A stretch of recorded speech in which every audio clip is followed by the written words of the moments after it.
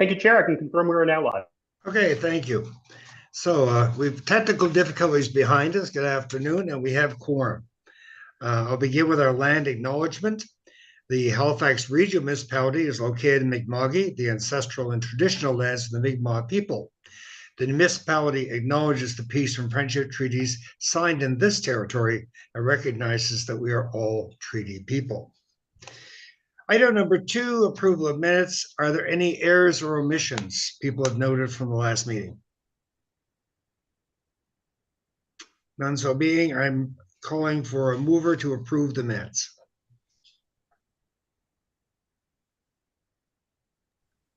Tyler. Oh, sir, second it. I'll second that. Okay. It's moved by Tyler, seconded by Councillor Hensby. All those in favor? Aye. Aye. State. Aye. Okay, thank you. Any opposed? None so being, motion passed. Approval of the order of business and additions and deletions. Simon, are there any additions or deletions? Thank you, Chair. The clerk's office has not received any requests for additions or deletions as this. Okay, thank you.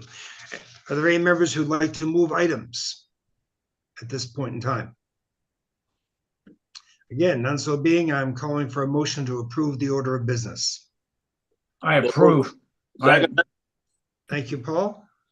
Or was it Councillor Hensby? I wasn't sure. I'll second it. Sounds Aye. good. You'll be a seconder. All in favor? Aye. Aye. Any opposed? None so being, motion passed. Business arising out of the minutes. Call for conflict of interest. I'm going to have to recuse myself for item 9.1.4 as I have a volunteer with Holy Cross Cemetery, and I did this last time this item came up for agenda. So I'm asking Tyler, the vice chair, to take over at that time. Thanks, Tyler. Will we still have quorum? Thank you, Chair. I don't think the recusal should affect quorum, as I believe we have 7 members as present. Thank you. Move forward. There's nothing for deferred business. Number 7, are there Simon, the A correspondence received by the clerk's office? Thank you, Chair. There was one piece of correspondence related to item 9.1.1 that has been circulated to all members of the committee. Okay, thank you. Any petitions? And any committee members wish to bring forward any petitions? Okay. Councillor Hansby? No. Oh, okay, just you lit up there. Okay, none so being, we'll move on to presentations. Information brought forward, none. So number 9.1 staff, 9.1.1, request to include 1300 Oxford Street in the Registry of Heritage Properties for the HRM. And who's to, oh, we're ready for the presentation, Rob. So whenever you're ready to go. Thank you, Chair. Good afternoon to the Chair and members of the Heritage Advisory Committee. My name is Xiaojiu Gong, a Planner 1, and I'm pleased to present you the case HRTG 2024-00687, 1300 Oxford Street, the Heritage Registration application in Halifax.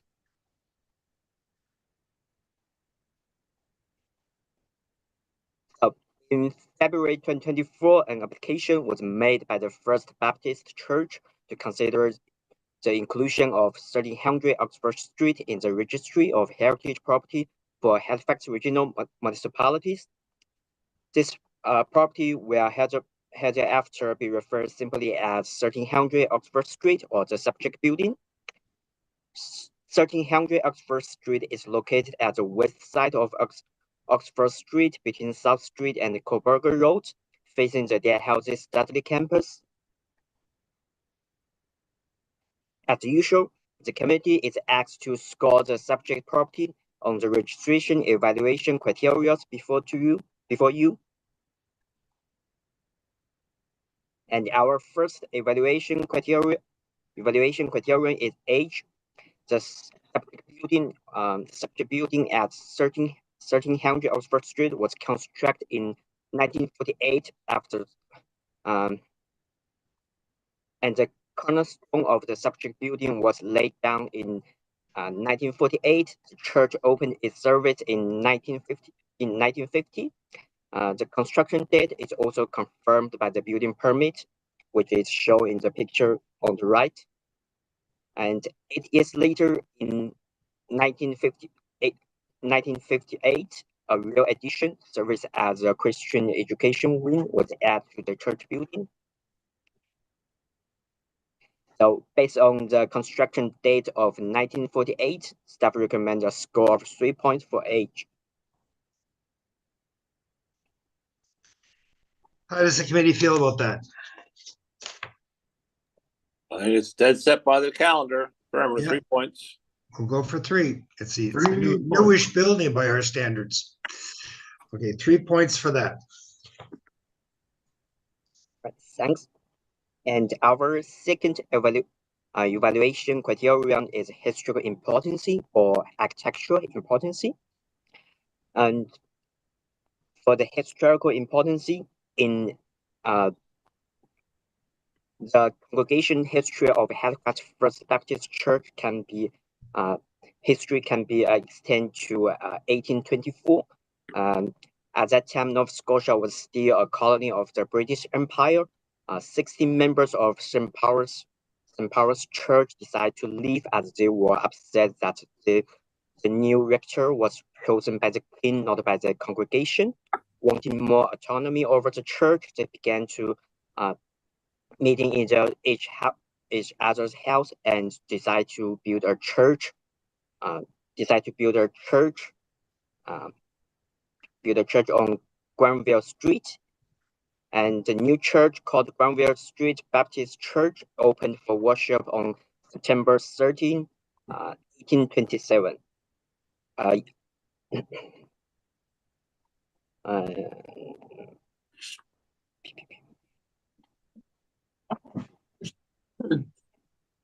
In 1887, a new church was built on Spring Garden Road, as the old church is too small to the ground congregation. Unfortunately, the Spring Garden Church was destroyed in a fire in 1845, and the congregation of First Baptist Church was involved with many history events, including the foundation of the Acadia University and several Halifax events.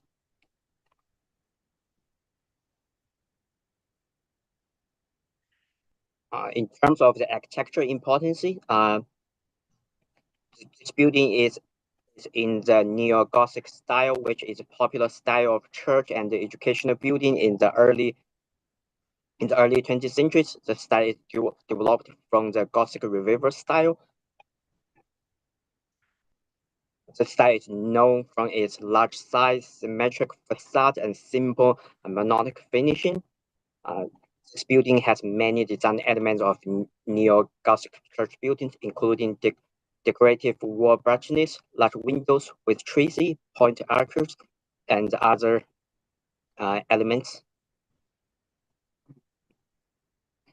Even though the church congregation has a long and important history, but the history is not closely associated with the subject building. Because of that, the staff recommends using its architectural importance for criteria 2. And based on these reasons, staff recommends a score between 11 to 15. 11 to 15. Do we want to split the difference and go with 13 for this? I'm Anyone good with 13. Sounds fair. 13. 13? Oh, okay. No one's opposed? Okay, then we'll go with 13. Thank you.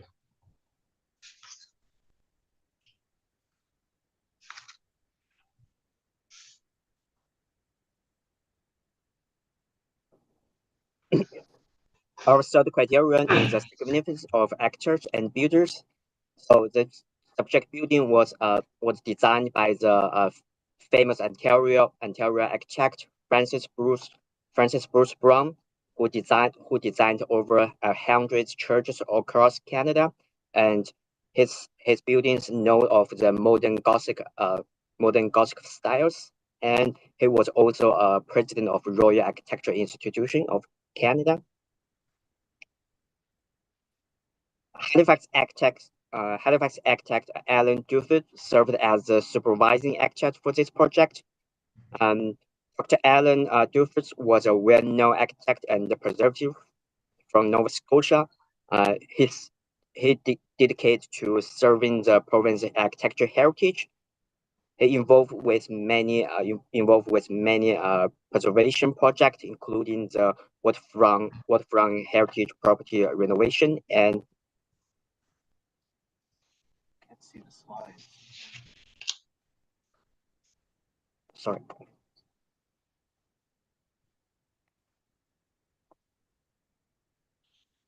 Sorry, Mr. Chair and the committee members, can you see my screen slides?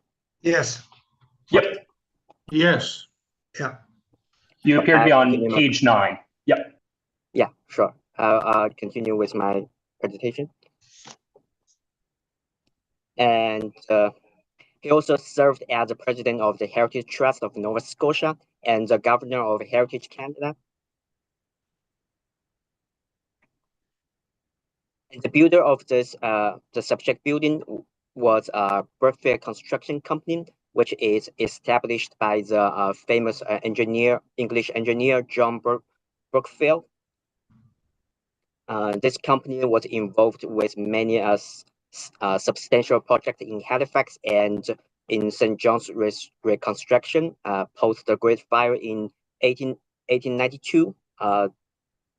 Some major projects include the Anglican Church and Bank of Nova Scotia in St. John's, and Old Post Office, Victorian General Hospital Nurse Residential, and Queen Elizabeth High School in Halifax.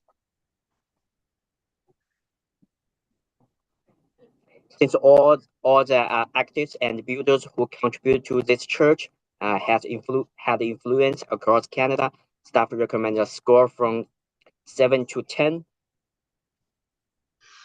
7 to 10. Well, this group certainly seems to have left a large footprint in Halifax. Look at the buildings you've referenced, let alone St. John's. How do people feel about a 9 or a 10? I'm leaning more towards a 7 Really? myself. Okay. I would go with a 9. For Dr. Duffus, absolutely. Yeah, I think a little higher on the scale. I think it's 7 a little too low. I go with a 9 as well. Okay. Do we have agreement? Sorry, go ahead. I believe 9 would be fair. Okay, thanks, Tyler. We have agreement on 9 then. Okay, then we'll move forward from 9. Thank you. Thank you. Our criterion for 8 is the architectural merit for construction tab. The church construction used a hybrid method which utilized a reinforced concrete column, steel beams, and wood, which is typical of mid-20th century building practice.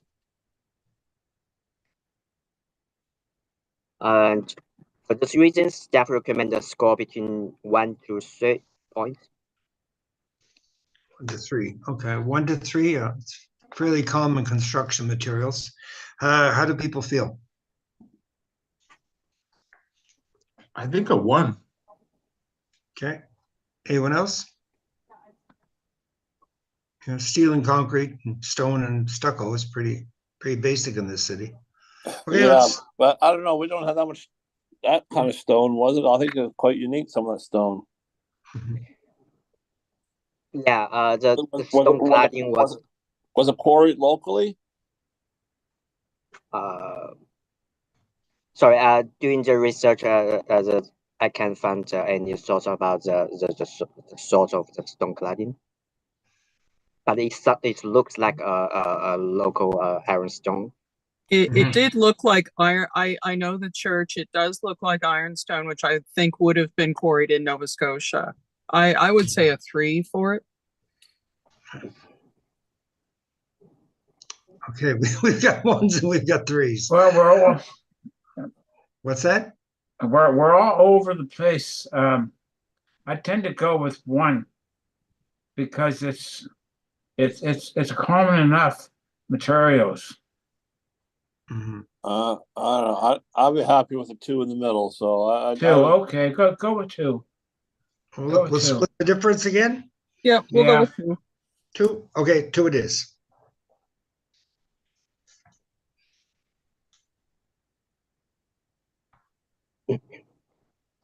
Evaluation criteria 4B is the architectural merit for styles. As mentioned before, this building was built in the neo-Gothic styles, and the character defining elements as listed in this as are listed in the staff report, but most notably include the square tower with twin Gothic louvers, large Gothic windows, and Gothic entryways. The church hall with stone cladding, sandstone surrounding fenestration, and a large gable roof. The rear wing with the stone cladding, sandstone surrounding windows, and gable hall. Cross gable near the front of the building, and the large cross gables near the middle of the building, and the stained glasses window. As a military real example for the neo-Gothic style buildings, staff recommends a score between 4 to 6. Well, it's certainly a gorgeous building. There's no question. Yeah, it's kept its looks well. Yeah.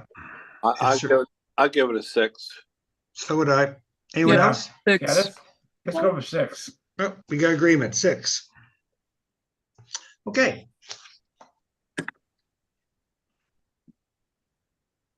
Okay. So our fifth evaluation criteria is the property's architectural integrity. During the research, the staff can't find any alteration on the north, east, and the south elevations. But however, there was an addition was added to the church in 1985. While this addition was in the original design but not built, and the additions blueprint, the later blueprint for the addition was designed and adjusted by the same architect, Francis Bruns. And the rear addition respects the original design. Therefore, staff believe the rear addition contributes to the actual architectural integrity. As we can see from the pictures, the rear addition actually respects the original massive layout and styles. It had the same rough cut stone cladding, have the similar stone window surroundings, and also with a gabled hall similar to the original gables in the front of the building. Therefore, the staff recommends a score between 11 to 15 for integrity. 11 to 15. How do people feel? Well, it's quite unique they're able to build it to the original plan floor, and that's kind of nice to see, even though many decades apart and same material. So I give it a higher score. I give it at least a 14. And when you look at it, it's hard to believe that's an addition. I Yeah. never even thought of it as an addition. No, it's very, very beautiful church inside and out. I It is. absolutely agree with David, Councillor Hensby. So Okay. 14? 14, yes. 14. We were running with 14. Thank you.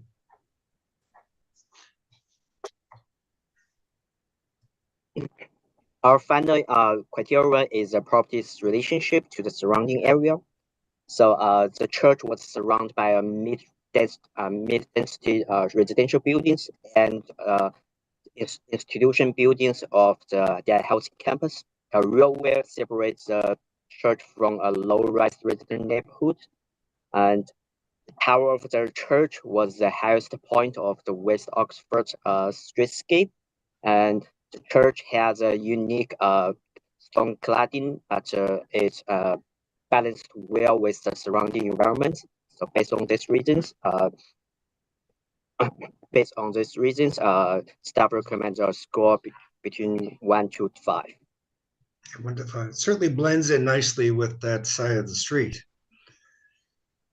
with Beth Israel and the rest of them, and Dal across the way. How do people feel? I give it a 4. That church would have been there before that area was built. Would that be correct? No, No? no. There were structures in the area. It was not unique to the area. Oh, okay. All right. All right, their house is right there. That's right. Right. Just across the way. Yeah. We have a 4. Is that acceptable? Yeah, let's go with that. 4. Okay. 4 it is. Okay. All right. So the recommendations are now before the committee for consideration. Should the subject property score 50 or more points on the evaluation, staff advise the committee to proceed in making the following 2 recommendations to the council. Thank you. Thank you. I think we crossed the 50 line. Thank you, Chair. By my count, I believe, we have 51 points in total, which would be. That's what I have as well. sufficient. Thank you. Checks my math. So we need someone to make the motion that the Heritage Advisory recommend this to council. Who would like to do that? I would move that, Brian. Oh, Joanne? thank you. So do you have the text in front of you? I do not. I apologize. Okay. It should be on your screen. I will post that in the chat as well, if that's convenient. Oh, just reading the recommendation that the Heritage Advisory Committee recommends that Regional Council set a date for Heritage hearing to consider the inclusion of the subject property in the Registry of Heritage Property for the Halifax Regional Municipality, and also to approve the request to include 1300 Oxford Street, Halifax, in the Registry of Halifax, of Heritage Property for the Halifax Regional Municipality, as shown on map 1 of the staff dated September 18, 2024, as a municipal heritage property under the Heritage Property Act. Thank you, Joanne. Do we have a seconder? I second it. Thank you, Paul. Any debate on the question? If none, so be, I'll call for the question. All those in favor? Aye. Aye. Any opposed? None, so being is passed.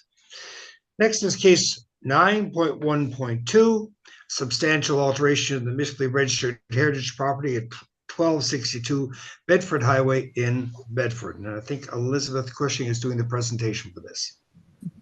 Great, thank you, Chair.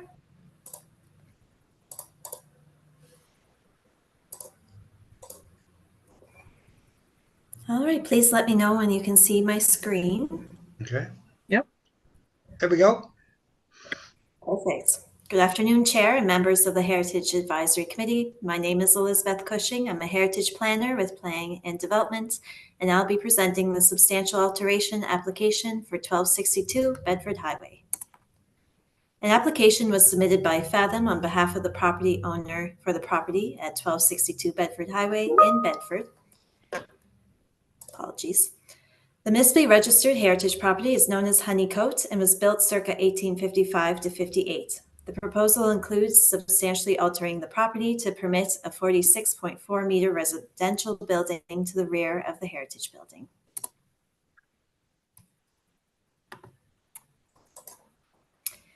The subject property is located on Bedford Highway between Meadowbrook Drive and Rutledge Street.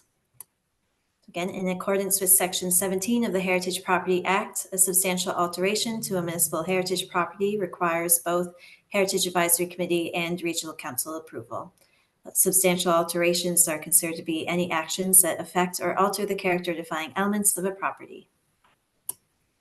The heritage value of Honeycoat relates to the 1.5-story classical vernacular style residence, which includes the gable roof with classical return eaves, window fenestration with 6/6 wood windows, 2 hipped dormers, an enclosed porch with hipped roof, original side doors, and wood pilasters.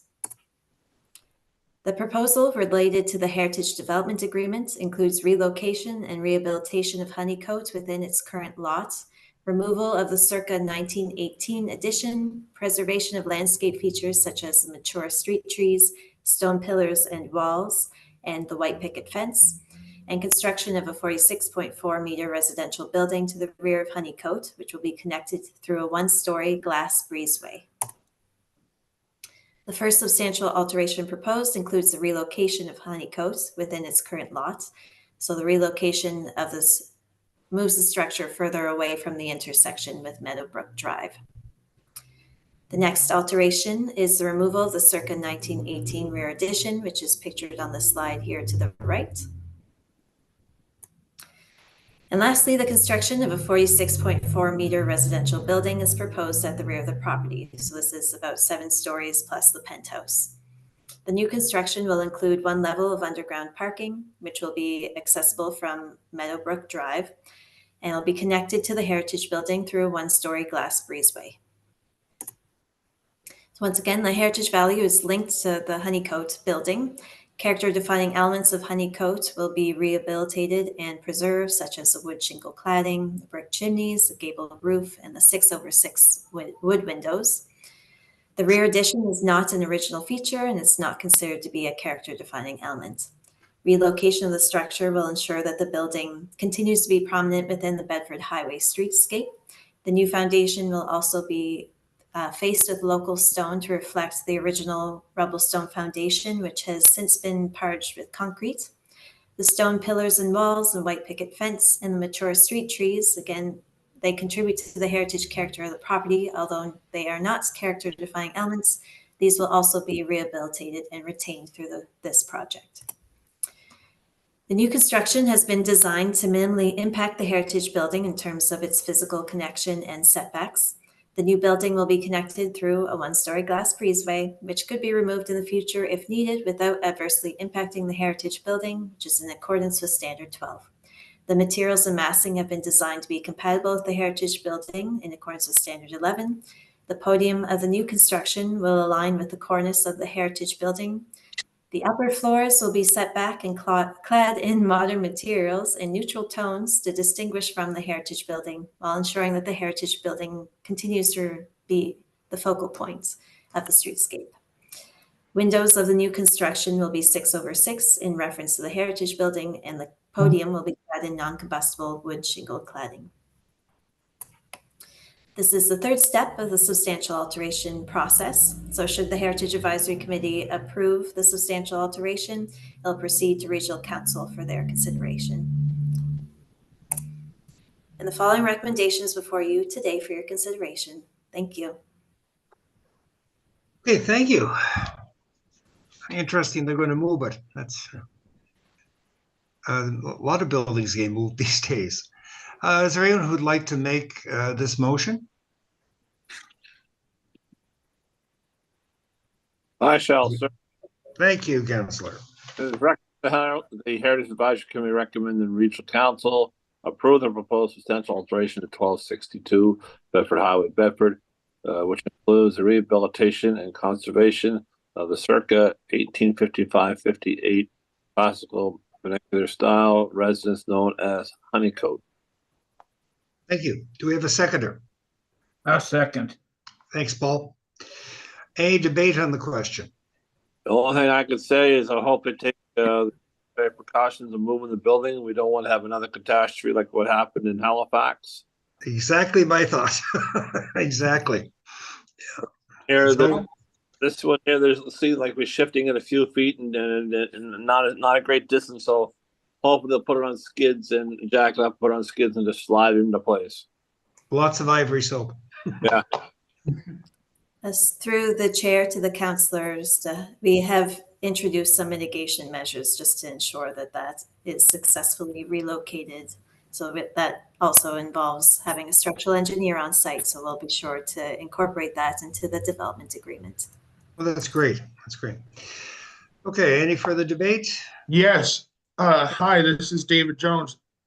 I think as a heritage committee, we have to think about the buildings that are being created now in Halifax and what legacy that would leave for our heritage. And I think it's a disgrace that we keep building these boxes that have no character, no beauty, no innovation, no creativity, and we just plop them behind a heritage building, and then we say that's not going to take away from, the original building.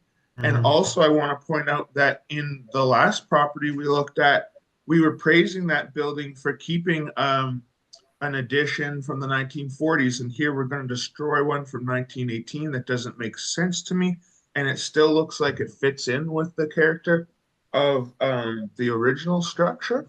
I don't see that it takes away from it and that it should be taken away. So I think we need to put a pause on just allowing developers to plop up these ugly, unoriginal boxes. And I don't think that's what we want Halifax to be defined by in the future, because imagine the values that we'll put on that if they're going to register a heritage property like that, we'd be giving it a 10 out of 100. So I can't support this.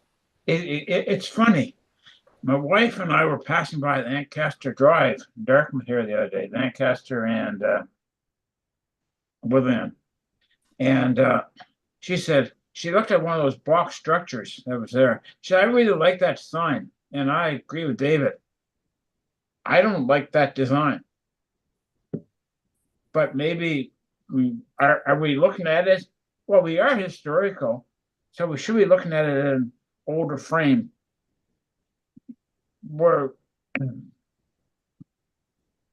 Is it our place to start judging the design of a new residence?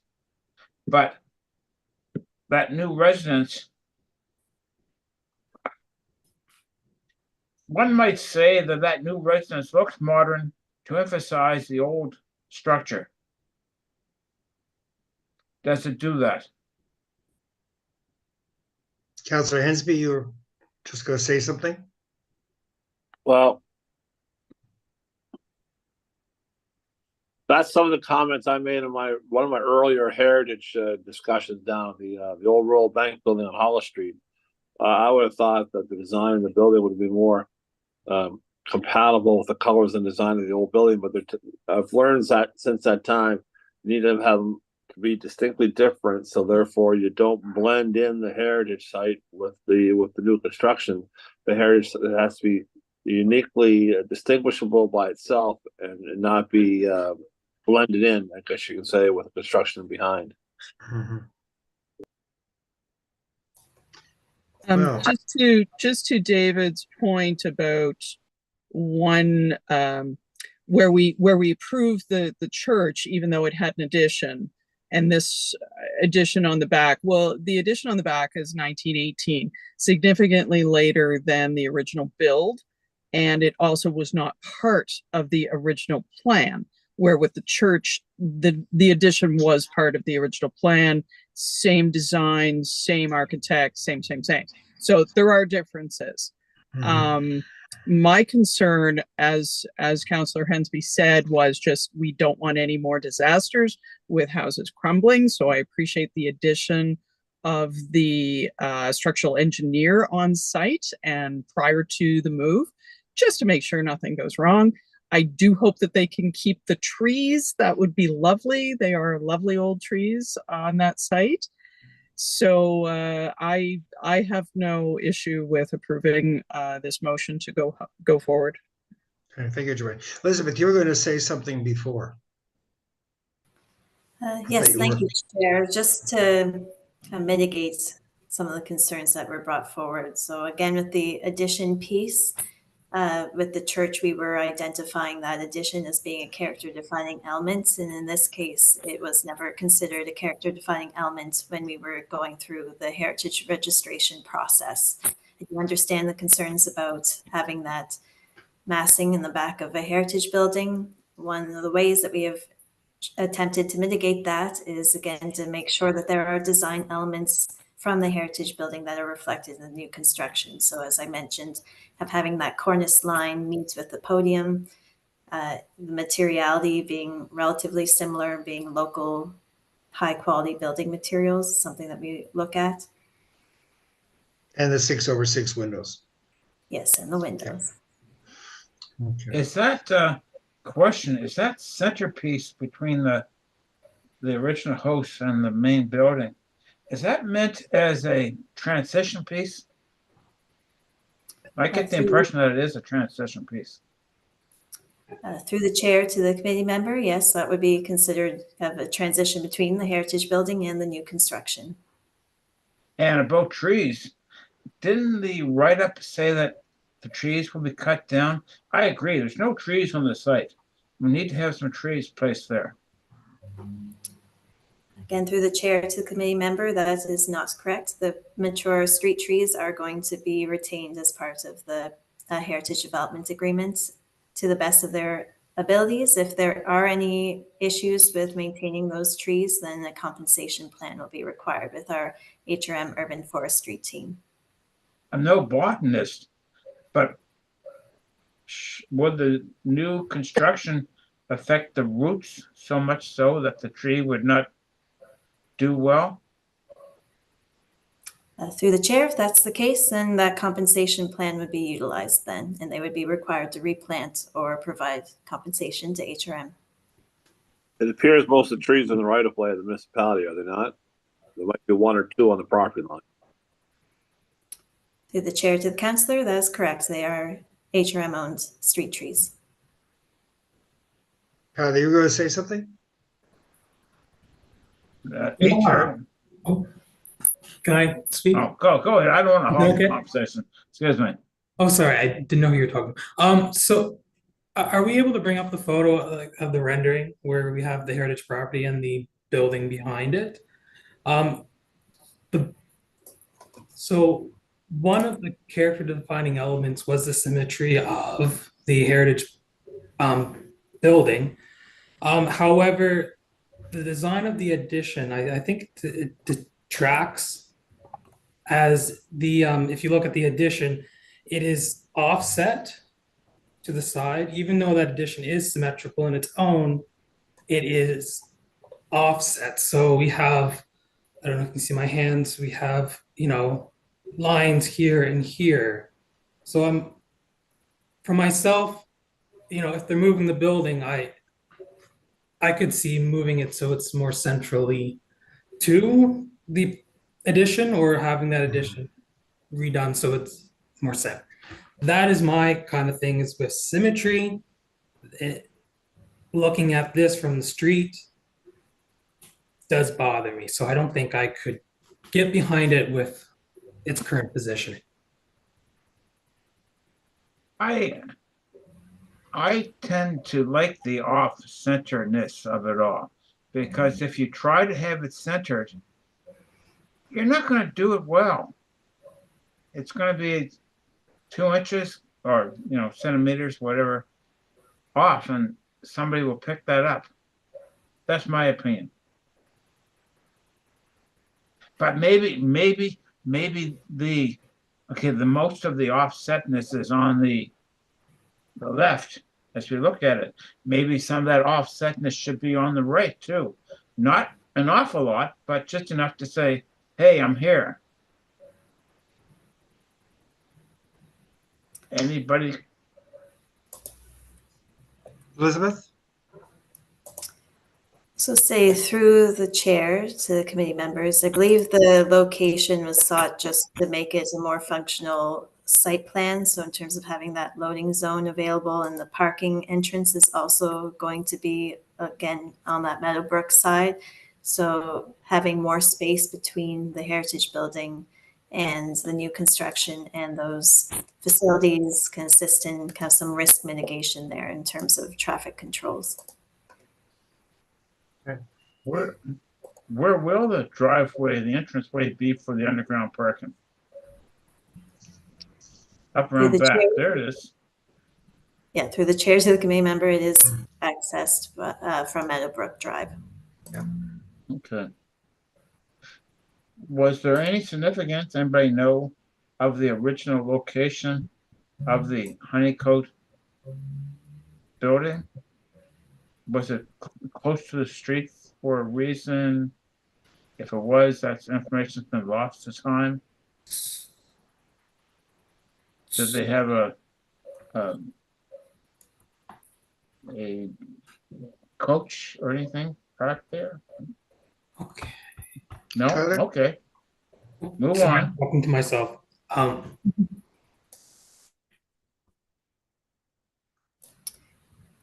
Yeah, through the chair to the committee member, I'm not aware of anything of note related to its current location, other than the fact that it is along Bedford Highway, and that's not going to be lost. Which the Bedford Highway did get wider though since this house It did. was built. It did. So if I can add, I'm looking at attachment D with the elevations to the side, along, I don't know what that street is, but not along the Bedford Highway to the left. I know you said something about it. It was the offset nature was to avoid, giving some more space between the driveway. But I'm seeing that the driveway is in the middle of that addition, in that there's no driveway to the left of the actual heritage building that's currently there. So for myself, that's just the one hanging point for myself is the positioning.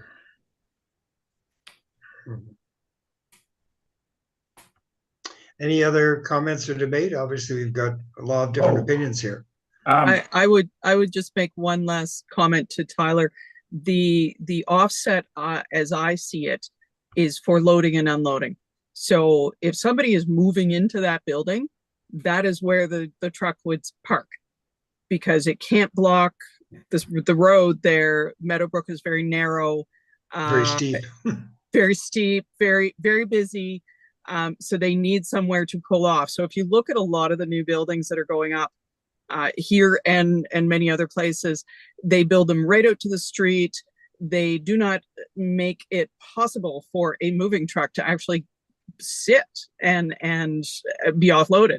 So that's my understanding of why that offset would be there. So I do understand that, and I see that as a valid point. Am I able to share my screen at all? Just let me. I got to exit out of some clinical stuff that I don't need. It'd be appropriate to have shared. Just a sec. Sorry, I don't think we can. No. We can enable that. Are we able to bring? Because the images that I'm looking from the original report have that to the left of the heritage building is entirely green space. Maybe I'm not reading it right. Oh, there is a small loading zone. Also bicycle parking for bicycles. Bicycle parking. Okay, no, I'm seeing that on the where they have all the lines, that drawing, not the actual rendering. If you go to the attachment called A1.1, the site plan new construction. It shows the loading pad, the walkway, the bicycle parking. Also shows that one tree has to be removed. I do see that here now. With the loading zone. Still.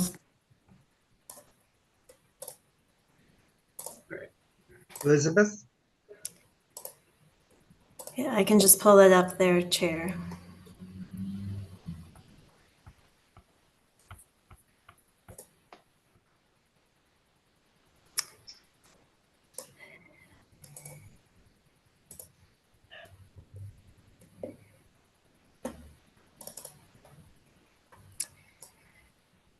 So through the chair to the member again. So yes, there is the loading zone that will be beside the walkway for the connection piece.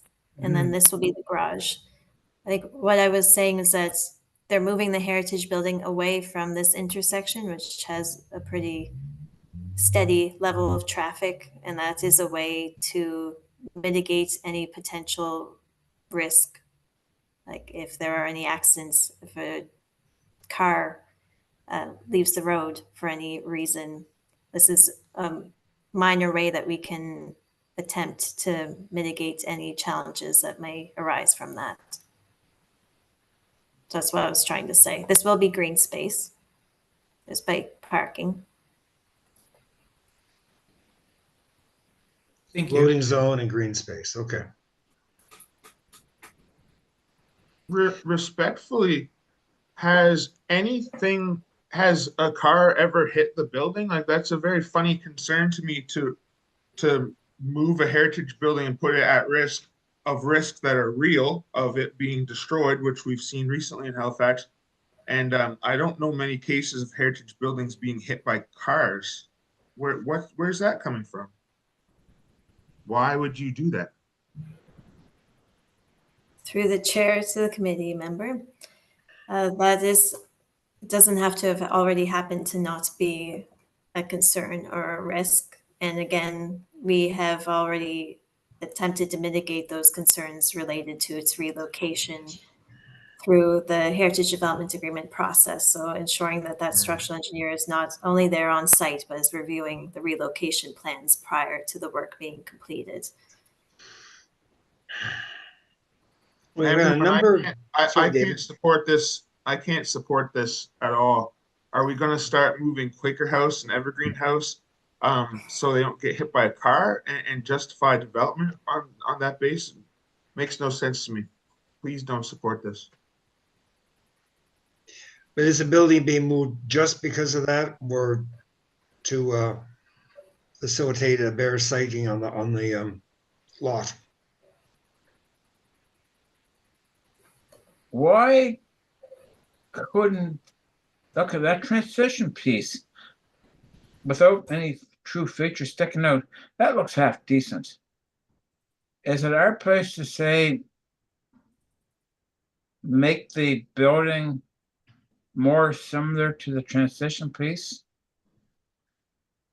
Now, also, I have your attention, the historical house, it's got wooden shingles on it, right? Is there any condition that those wooden shingles are going to stay wooden? Would they be covered over by another false siding at some point? Is the color blue permanent? Is it going to be changed to a rainbow color? And those shutters, are those shutters plastic or are they real wood? Are they going to hold up to the, and have they held up to the weather, to the elements? Through the chair to the member, we have ensured that it would be wood shingle cladding on the heritage property. And what about the shutters? The shutters are proposed to be retained as well. Yeah, but are they plastic? I'm not sure what you mean. Are they original to the building, you mean? Are they, I don't know if they're original, but are they plastic shutters that you can buy at Kent? We would not be permitting any vinyl product through the Heritage Development Agreement. Oh, okay. Very well, thank you. Okay, we have a lot of different opinions. Motion is on the floor. It has been seconded. So since we are definitely at odds on some of these questions, I'm going to call for a vote. All those in favor of accepting this, please indicate aye. Aye. Just raise your hand. 1, 2, who else? Just 2, 3, 4. Okay. Joanne. I have 4 ayes. Just double checking. And nay? Nay. Nay. 2 nays. No. 2 nays, no. I counted a quick 4. 3. Okay. 3, okay. Yeah, it's hard. It would lit up for a second, so let's just double check. Nays, please. Nay. Nay. 1, 2, 3. Yeah, thank you. Yeah, Paul, it's hard to see you there. Yeah, it is. Kind of dark. You So it's 4-3. can't see the dirty laundry. 4-3 motion is passed. Next item on the agenda is a 9.1.3, a substantial alteration to the municipally registered heritage property at 86 Octoloni and Dartmouth. And we're back to Elizabeth. Thank you, Chair. Once again, my name is Elizabeth Cushing, and I'll be presenting the substantial alteration application for 86 Ochterlony Street. An application was submitted by ZAP on behalf of the property owners for the property at 86 Ochterlony Street in Dartmouth. The municipally registered heritage property is known as George Shields House and was built circa 1863. The proposal includes substantially altering the property to permit a 72.96 meter mixed-use development on the unregistered properties at 39 and 43 to 45 Dundas Street. The subject property is located on Ochterlony Street in the block bound by Dundas, Queen, and Wentworth Streets in downtown Dartmouth. So once again, a substantial alteration to a municipal heritage property requires both Heritage Advisory Committee and Regional Council approval. The heritage value of George Shields House relates to the 1.5-story vernacular Gothic Revival style residence, which includes but is not limited to the steeply pitched gable with center-pointed window flanked by 2 Scottish dormers, 6/6 and 4/4 windows, and entablature with wood piers, multiple light transom and side lights. The proposed heritage development agreements includes retention and rehabilitation of George Shields House, including accessibility upgrades to the main entrance and rehabilitation of the unregistered heritage property at 61 Queen Street. The proposal involves the removal of the structure at 43 to 45 Dundas Street with a 72.96 meter or 15-story plus penthouse mixed-use building constructed in its place. The first substantial alteration proposed includes the infill of 3 windows on the east and south elevations and the addition of 1 window on the east elevation. A small bump out at the rear of the house will also be removed.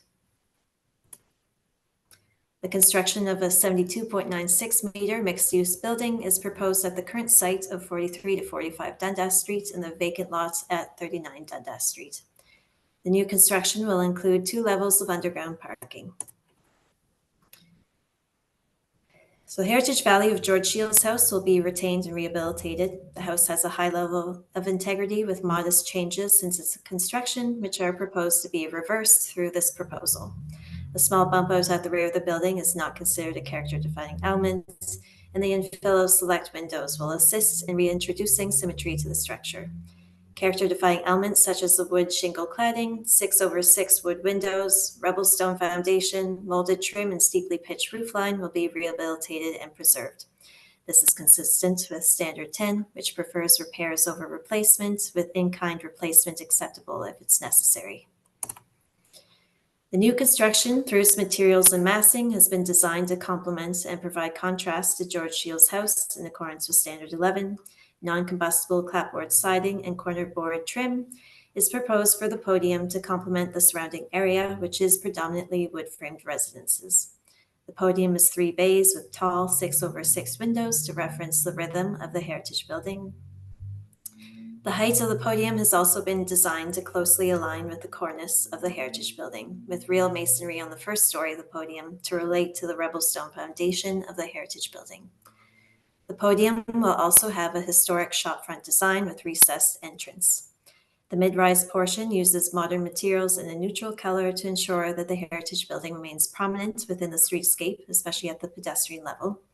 And a minimal intervention approach has been undertaken with the heritage building and new construction, which is detached with hardscape and softscape, separating the two to provide for pedestrian access. Mature street trees, which contribute to the heritage character of the property, will be protected and conserved during construction. Once again, this is the 3rd step of the substantial alteration process. Should the HAC approve, the subalt will proceed to Regional Council for their review. And the following recommendation is before you today for your consideration. Thank you. Thank you, Elizabeth. Do I have a mover for this recommendation? I'll move. It is Thank you, recommended that the Heritage Advisory Committee recommend that Regional Council approve the proposed substantial alteration to 86 Ochterlony Street, Dartmouth, which includes rehabilitation and conservation of the vernacular Gothic Revival style residence built circa 1863. Thank you. We have a seconder. I second. Thank you, Joanne. Any discussion on the question? So just to clarify, the house is in the middle between so that's not a registered heritage building, right? The one, It is. the one. Through the chair, to the counselor, if you're referencing the one on Dundas Street, that is unregistered Unregistered. property. That's what I'm thinking of. Yes. Okay. Thank you. Okay. Anything else? Yes, I believe the building is too tall. It overshadows neighboring heritage buildings, and it doesn't fit in with the heritage of downtown Dartmouth. Okay, thank you. Anything else? None to be, I'll call for the question. Those in favor? All right. Anyone else? Opposed? Opposed. David? David and Danielle? I just gotta call the ayes again because I just heard one voice and nothing sort of lit up. Aye. Sorry. Aye. Aye. All right. Thank you. Motion carried. Thank you. I will now recuse myself. We're going to be dealing with the demolition of municipally registered heritage property on 1259 South Park, commonly referred to as Holy Cross Cemetery. So Heather, if you'll take over, I will mute and turn off my video. Thank you. Great. Just a sec. All right. I've lost my notes. Just one moment, please. All right, so we have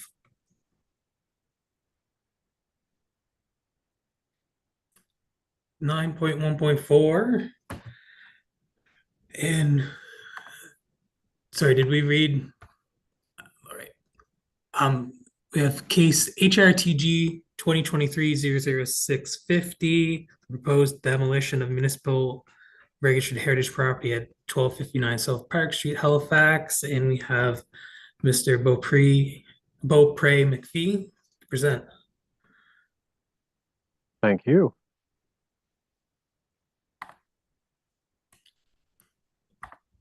You should all be able to see my screen now. Yes. So good afternoon to the chair and to the deputy chair and committee members. My name is Carter Beaupre McPhee, Planner 3 Heritage. Before you today, we have the supplementary report for case HRTG 2023-00650, an application to demolish the municipally registered heritage property and contributing heritage resource at 1259 South Park Street in Halifax. On April 27th, 2023, the Archdiocese of Halifax-Yarmouth submitted an application to demolish a municipally registered heritage property and contributing heritage resource within the Schmidtville Heritage Conservation District. The property and resource in question is 1259 South Park Street, colloquially known as the Cemetery Keeper's House. The applicant is desirous of replacing the existing dwelling with a new columbarium. For reference, a columbarium is an above-ground, typically stone structure with compartments or niches for the storage of funeral urns containing cremated remains. This supplementary report seeks to address questions from Regional Council regarding the implications of returning the subject property to the broader cemetery lands, including rezoning to Parks and Community Facilities Zone and consolidation of this lot with the neighboring Holy Cross Cemetery lot. Additionally, and perhaps most importantly, the applicant has since amended their demolition application to propose new conditions on the application's approval. These conditions amount to a strategy for partial conservation, interpretation, and reuse. In response to this amended application with new conditions for approval, and in consideration of the unique legislative context impacting this property and the surrounding cemetery lands, staff's recommendation has changed from refusal to approval with conditions. This supplementary report thus also seeks to explain the amendments made to the demolition application and the rationale for staff's revised recommendation.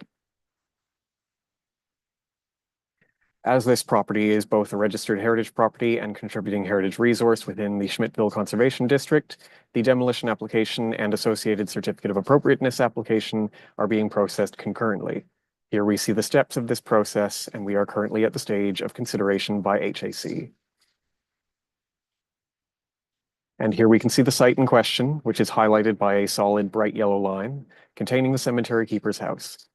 You will note that this property falls within a municipally registered heritage streetscape, that being the South Park Street Victorian streetscape, denoted by the dark blue dashed line. You will also note that this property falls within the Schmidtville Heritage Conservation District boundary, denoted by the light blue dashed line. The cemetery keeper's house was originally built in 1846 and served as a residence for the cemetery sexton, William F. Stoker. The sexton would have functioned as a superintendent, administrator, and groundskeeper for the cemetery. The original 1846 dwelling was 1 story tall and vernacular in style, with a hipped roof. As later cemetery keepers would have families living with them, the need arose to expand the cemetery keeper's house. And so we see the gradual expansion of the building in fire insurance maps. By 1914, the cemetery keeper's house had taken on its final form, 2 stories tall and in the Victorian plain style. The house has been the residence of each successive cemetery superintendent from 1846 through to 2015. The original 1846 slate stone foundations and a mid-1800s stone masonry wall associated with the neighboring Letson's tannery remain present to this day. The building's present condition is poor, and it has been vacant since 2015 as there is no longer a need for a dedicated on-site lodging for the cemetery keeper. The applicant has provided a condition report, which is attachment B in the original staff report, which asserts that the building is beyond repair. The report highlights extensive damage, structural deficiencies, and inadequate or unsafe building systems. An HRM building official also conducted an inspection and produced a structural integrity report, which is attachment E in the original staff report. The building official noted that the building is in varying states of decay and that repairing this structure would require an extensive amount of work. However, they felt the building could be repaired. On March 19th of 2024, at first reading, Regional Council deferred the motion to set a public hearing and instead requested a supplementary report addressing questions regarding rezoning and consolidation. Since that deferred motion, the applicant has amended their demolition application to include conditions proposing a partial conservation, interpretation, and reuse strategy. In addition to addressing the questions raised by Council at first reading, this supplementary report, as mentioned, will address the amended scope and nature of the applicant's demolition application. The subject property is presently zoned Schmidtville Heritage Conservation District, HCD SV, under the Regional Center Land Use Bylaw. The HCD SV zone already permits the desired columbarium use under the Regional Center Land Use Bylaw definition of religious institution use. Thus, rezoning is not required to enable the desired columbarium use. If the applicant were to apply for and successfully rezone the property anyway to Parks and Community Facilities zone, the subject property would remain in the Schmidtville HCD and would still be bound by its associated regulations. It would also remain a registered heritage property. And finally, it would additionally permit the use of the land itself for in-ground burials. Historical mapping suggests the subject property was originally part of the Holy Cross Cemetery grounds, which were conveyed to trustees for Halifax's Catholic population by an Act of Assembly in 1843. The property is believed to have been subdivided from the cemetery grounds between 1914 and 1918, based on historical mapping. Consolidation through the subdivision process of the subject property with the neighboring cemetery property is not required to enable the desired columbarium use. Again, if the applicant were to apply for and successfully consolidate the property anyway, the subject property would remain in the HCD SV zone. It would remain in the Schmidtville HCD boundary and would still be bound by its associated regulations, and it would remain a registered heritage property under the Heritage Property Act. And now we'll briefly touch on the amended demolition application.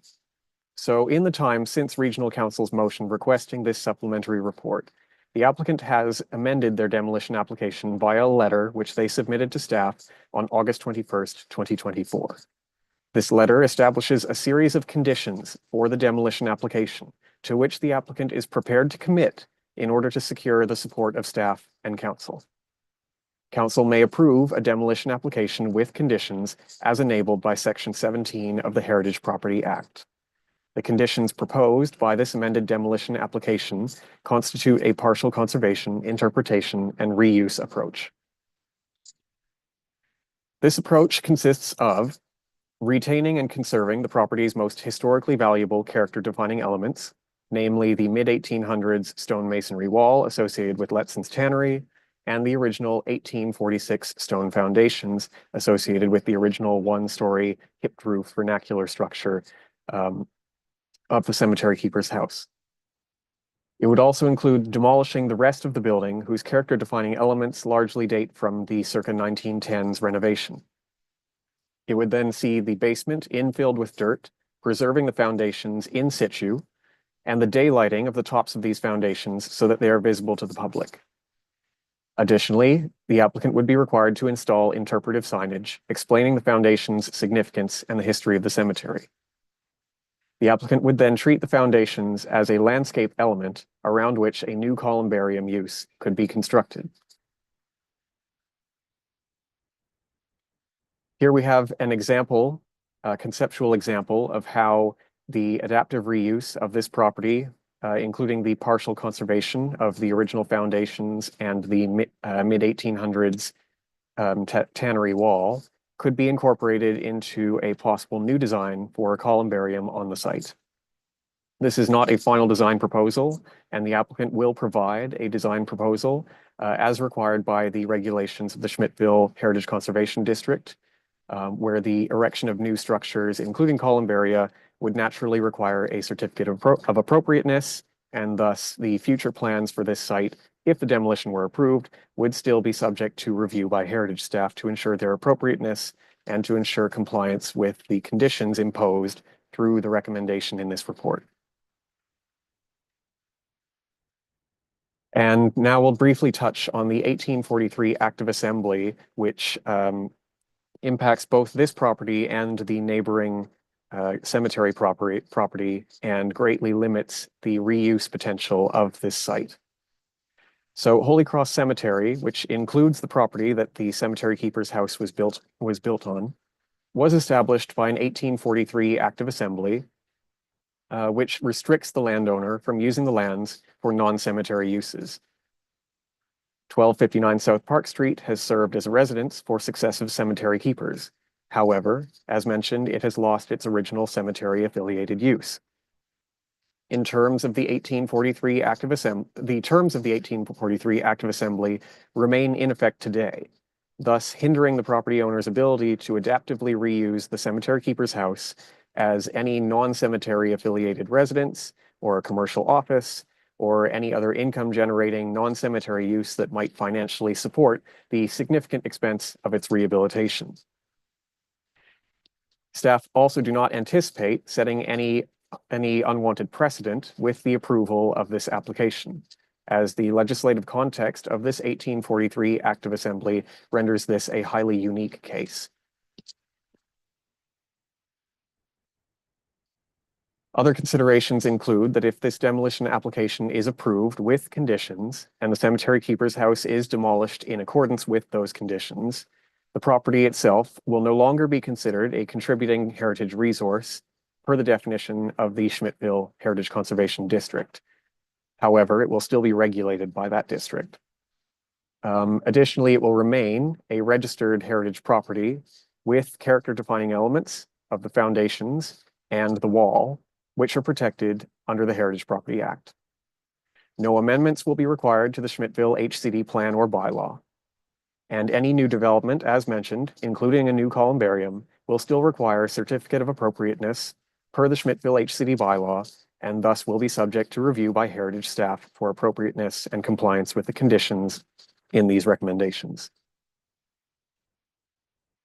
In conclusion, given the cemetery keeper's house's poor condition, its highly limited potential for adaptive reuse, the extensive modification from its original 1846 vernacular form and style, staff find that the proposed approach of partial conservation and interpretation, as well as the proposed new columbarium use, are an appropriate mitigative strategy.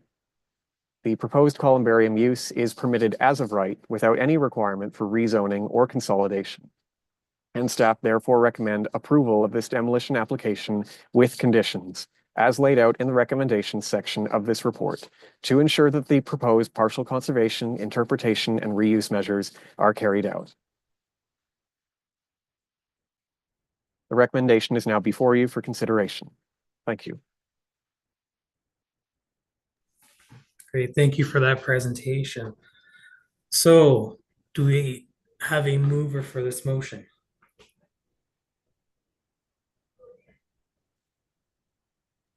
I'll move that. Try to find the, just had it here on my page.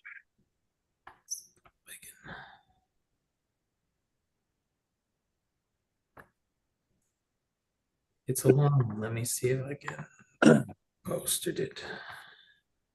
It's recommended the Heritage Advisory Committee rescind the motion passed February 27, 2024, as item 9.1.3, and 2, recommend the Halifax Regional Council set a public hearing date to consider the proposed demolition of the registered heritage property and contributing heritage resource at 1259 South Park Street, Halifax, in accordance with the D of the staff report dated January 31st, 2024, and bylaw H700, the Schmidtville Heritage Conservation District bylaw.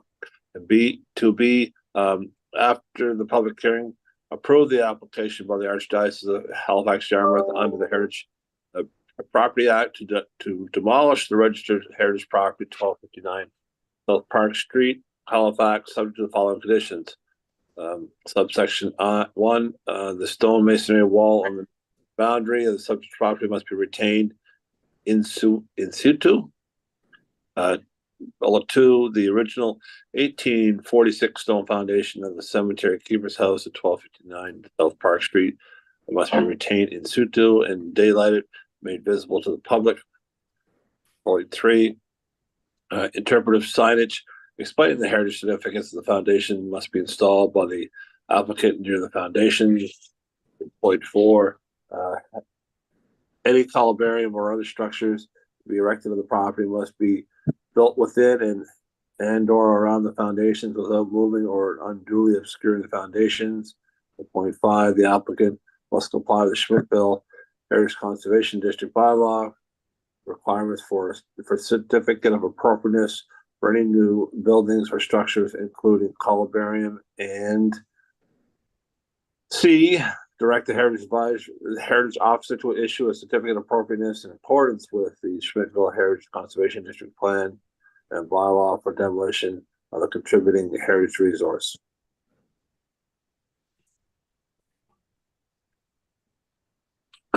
Get all that? Yep, and a seconder, please. I can second that. Thank you. All right, I'd like to open the floor to debate and discussion. Well, what I like about the columbarium design, it looks like the original cemetery cottage with the hip roof and everything else. And I think that's a very nice feature that they could highlight in their interpretive panels. That the columbarium is I wouldn't call it a replica, but it's pays homage to the original cottage.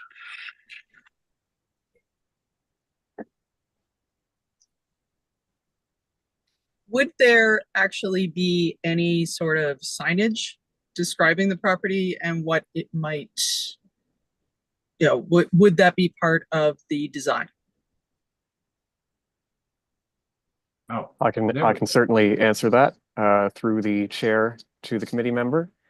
So one of the conditions of approval of this application would be to require interpretive signage to be installed on site very near the foundations so that it can be read by members of the public, and that site would include interpretive content pertaining to the history of the cemetery keeper's house itself and the significance of the foundations, and optionally it can include elements about the history of the cemetery more broadly. Thank you.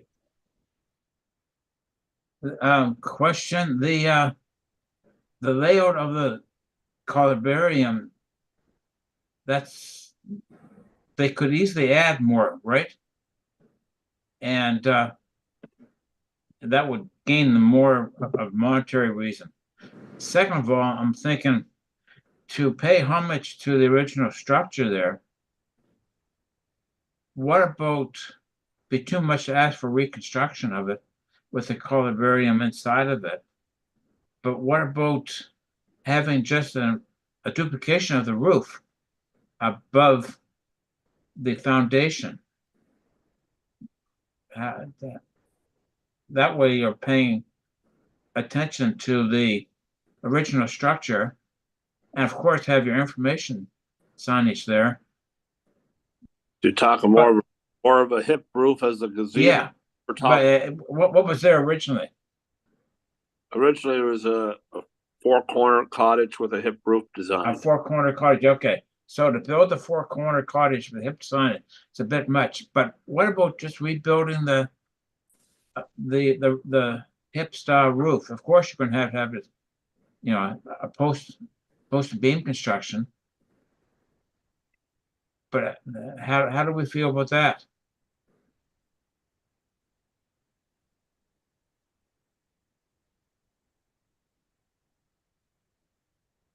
I think having the condition of seeing the design plans before it's built seems reasonable.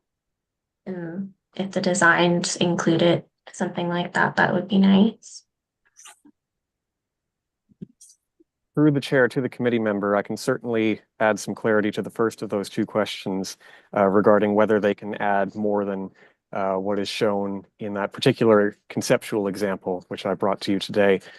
So as part of the conditions, we would require them, and they would be required anyway, under the Schmidtville HCD bylaw to apply for a certificate of appropriateness for the new columbarium, and thus the design of the new columbarium is subject to review by Heritage staff. And so as part of Heritage staff's review of the design of the new columbarium, whatever design it is that they propose, we would be requiring that, as also required in the requirements in the recommendation, that the foundations themselves are not unduly obscured by elements of the new columbarium. So while it is possible that they could build more niches than what is depicted in the conceptual model that was shown here, it would certainly not be to such an extent that it unduly obscures the original foundations.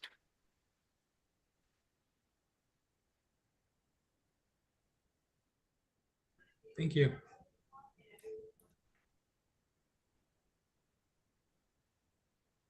I would like to add that I don't think we should approve the demolition of a heritage property based on the fact that it's in poor shape, because the Archdiocese would have had the opportunity to access funding to work on the condition of the building over the years, would they not have?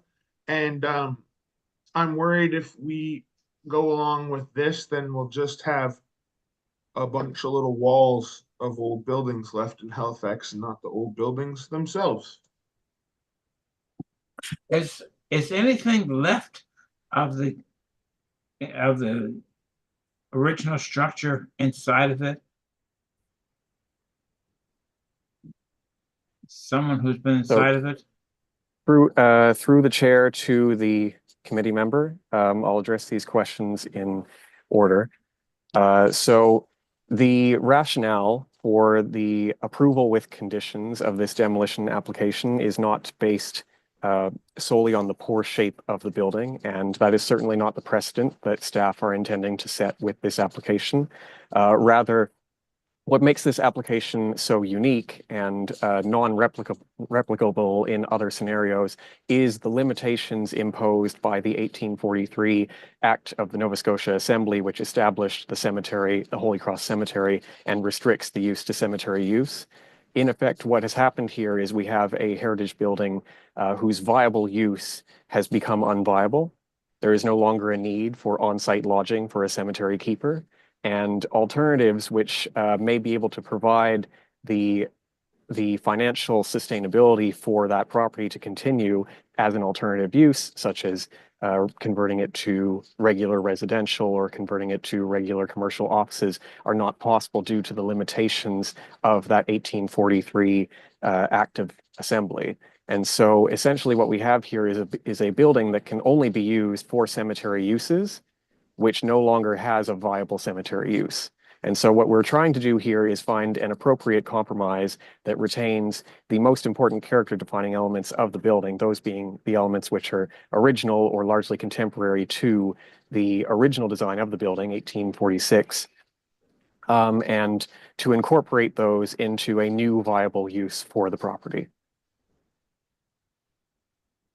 And for those reasons, staff do not expect this to set a precedent for future buildings. We do not expect that this application sets any precedent for anticipate that this application sets any precedent for encouraging demolition by neglect or any similar concept.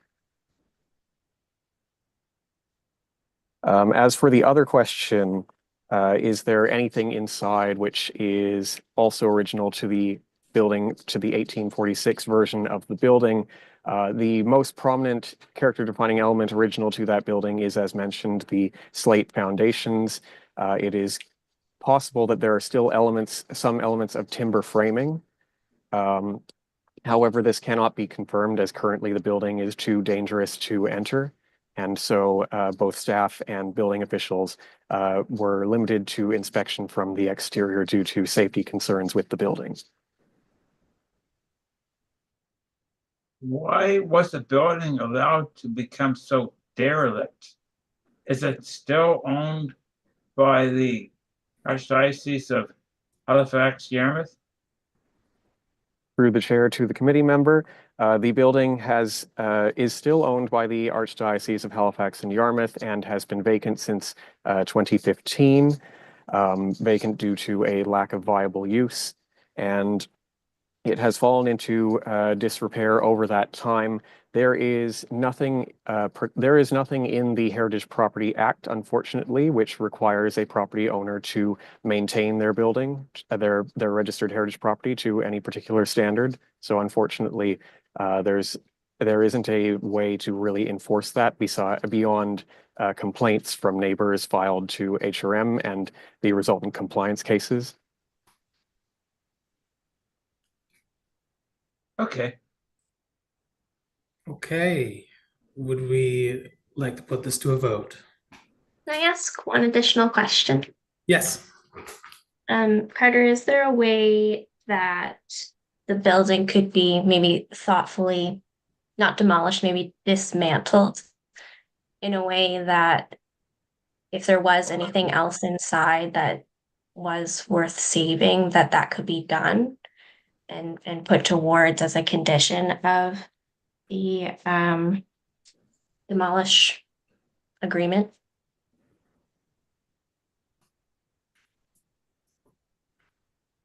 So adding an additional condition to staff's recommendation would require this to go back to staff for revision and then to resume the process anew, and we would have to bring it back to you and then to council. Speaking from my own experience having viewed the building, I don't believe that there is very much left in the building which is in a salvageable condition.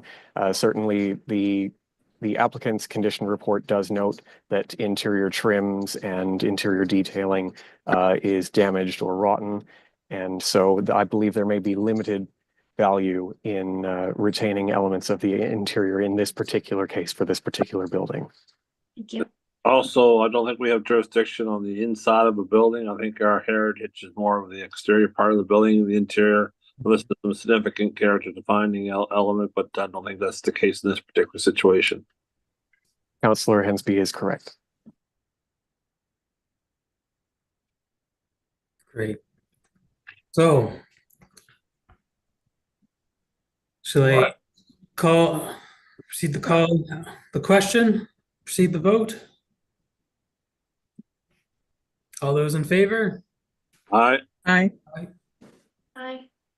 2, 3, 4. All those opposed? No. Nay. 2. Motion passes. All right. And we can welcome Brian back. Thank you, Tyler. Okay, we're moving on to 9.2 committee member updates, and that's showing as none. There seem to be no added items, which basically leaves us at the end with the date of the next meeting, at December the 11th, 2024. It'll be a couple of months away. Thanks to everyone. Adjourn. Thank you all. Have a great evening. you. Okay, and we're adjourned. Thank you. All right. Take care.